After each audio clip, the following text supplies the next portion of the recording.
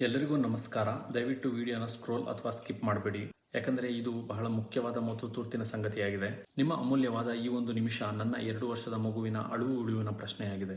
ನನ್ನ ಹೆಸರು ಪ್ರವೀಣ್ ಕುಮಾರಿಯೇ. ನಾನು ಅನ್ವಿಕ್ ಕುಮಾರ್ನ ತಂದೆ. ನನ್ನ ಮಗನಿಗೆ ಸ್ಪೈನಲ್ ಮಸ್ಕ್ಯುಲರ್ ಅಟ್ರೋಫಿ SMA2 ಎನ್ನುವ ಒಂದು ಜೆನೆಟಿಕ್ ಡಿಸಾರ್ಡರ್ ಇರುವುದು ಪತ್ತೆಯಾಗಿದೆ.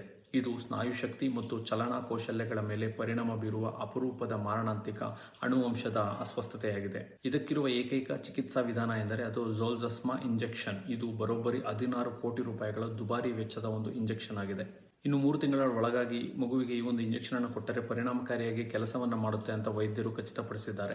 ಇದು ಎಷ್ಟು ಜನಕ್ಕೆ ಸತ್ಯ ಅನ್ಸುತ್ತೋ, ಎಷ್ಟು ಜನಕ್ಕೆ ಸುಳ್ಳು ಅನ್ಸುತ್ತೋ ಅಥವಾ ನಾಟಕೀಯವಾಗಿ ಕಾಣಿಸುತ್ತೋ ನನಗೆ ಗೊತ್ತಿಲ್ಲ. ಈ ಒಂದು ಇಂಜೆಕ್ಷನ್ ನ ವೆಚ್ಚ ಬಹಳ ದುಬಾರಿಯಾಗಿರೋದ್ರಿಂದ ಏಕಮಾತ್ರದಲ್ಲಿ ನಮಗೂ ಕೂಡ ಇದನ್ನ ಹೊಂದಿಸೋದಕ್ಕೆ ಕಷ್ಟವಾದ ಒಂದು ಪರಿಸ್ಥಿತಿಯಲ್ಲಿ ನಾವು ನಿಮ್ಮ ಮುಂದೆ ಬಂದು ನಿಂತಿದ್ದೀವಿ.